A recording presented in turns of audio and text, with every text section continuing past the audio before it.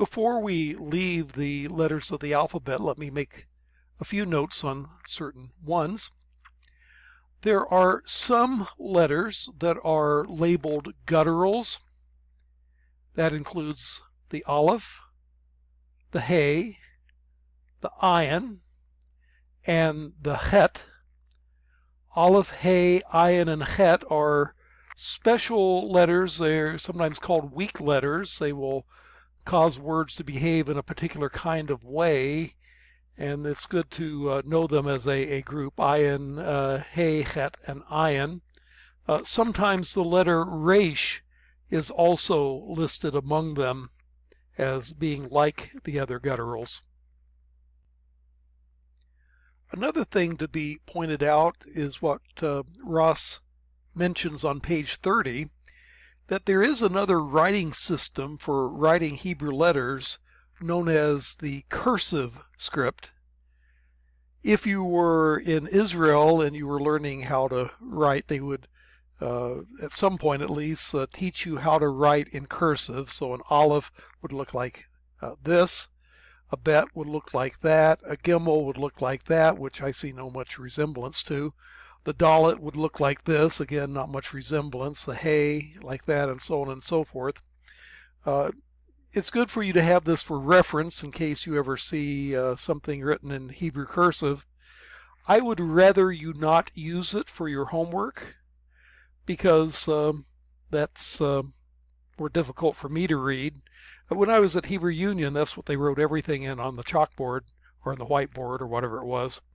But at least for beginners, you need to learn to print rather than use cursive. Let me say a word about the homework exercises. The homework exercises will have you take transliterated Hebrew and turn it into Hebrew script. And since I'm going to have you write these out, what I'm going to expect for you to do is I'm actually providing on Sakai. I've taken this and cut and pasted and given it to you as a PDF file that I hope you'll be able to print. Otherwise you could write it on just a sheet of paper, and you will take like the letters, reading English script from left to right.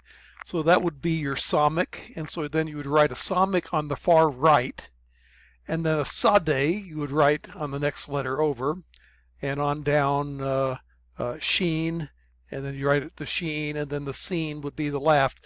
Again, you read the English transliteration script from left to right, but Hebrew is written from right to left, as I should have mentioned somewhere along the way. And so you will write it from right to left, which is the Hebrew way of writing.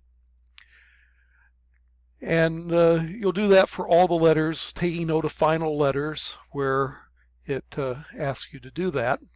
And if you have like a D underline, well, that would be a dalet without the dagesh, whereas a T would be a tav with the dagesh.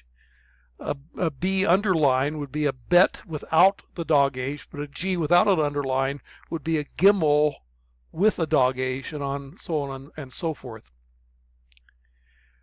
And then on the other end, it gives you Hebrew, and then it asks you to transliterate that into English script.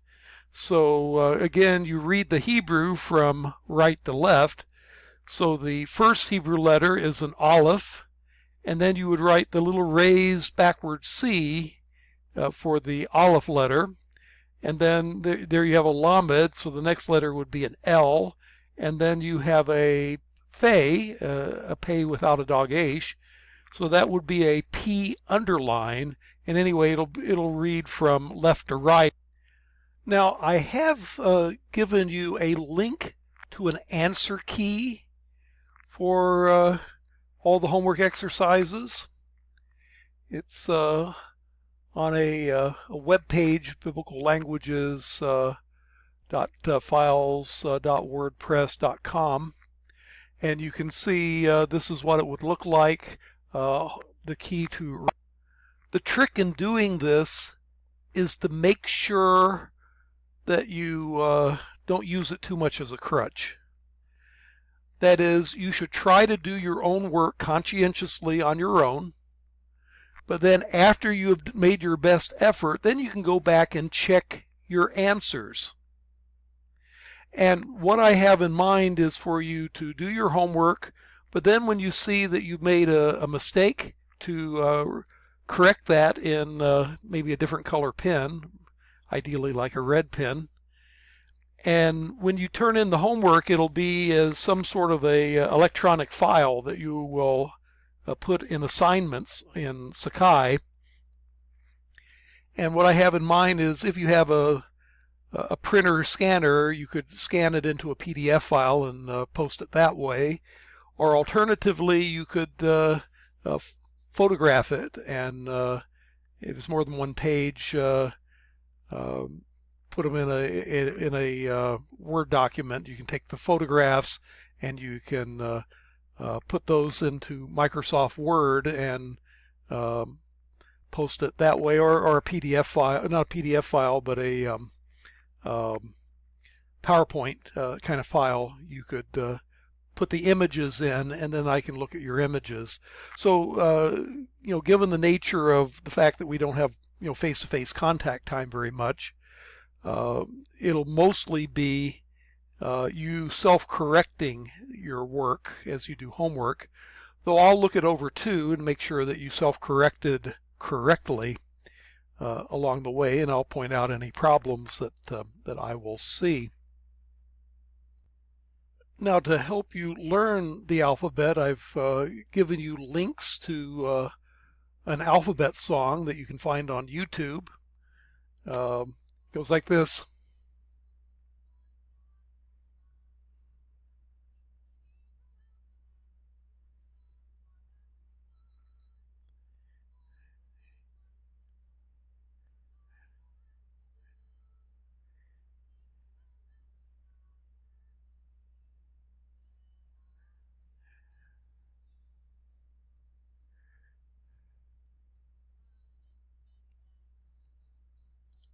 Notice that they're distinguishing the bet from the vet, depending on whether or not there's a dog-ash in it, as in modern Israeli.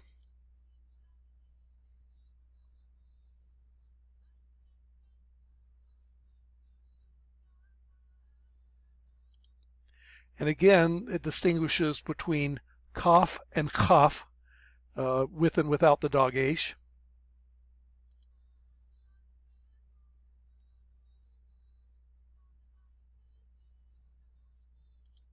Again, a difference between pay and fay. Pay has dog-ash, fay does not.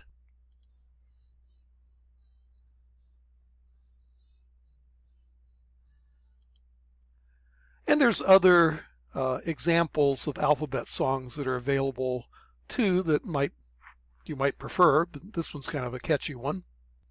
For example, if you want one with a little more of a beat, there's the Aleph Bet Rock song.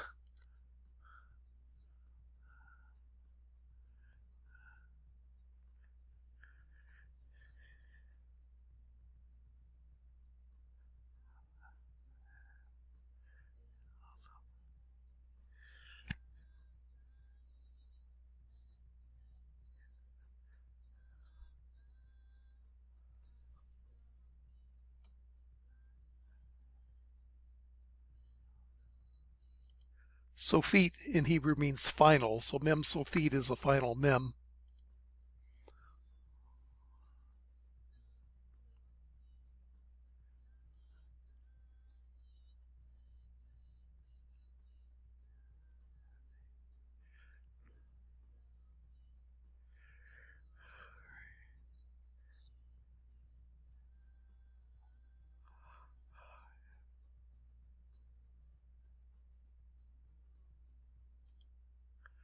Well, I'll stop it there.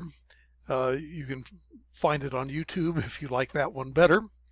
One of the things you do need to do, though, is be able to take the 22 letters of the Hebrew alphabet, recognize them by symbol, know the name of the symbol, know the sound of the symbol, know how to transliterate the symbol, and how to put all of them in alphabetical order. And there'll be your first vocabulary quiz will relate to that kind of thing. It'll actually be an alphabet quiz, but we'll call it a vocabulary quiz.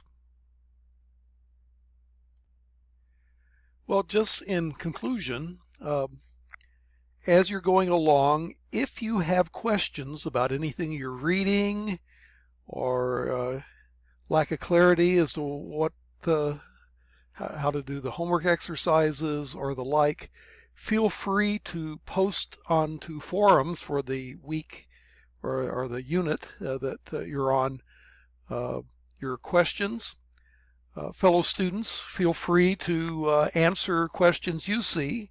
You may come to it before I get a chance to see it.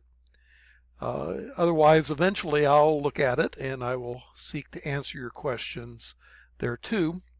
And then if we're able to have our once a week Skype get-togethers, that'll be another occasion where you can bring your questions. But forums would be the first place to go, and then face-to-face if need be. Well, that's a start. I hope you enjoy the course, and we'll move on from here. Or as they say in modern Hebrew, lahitraot, which means see you later.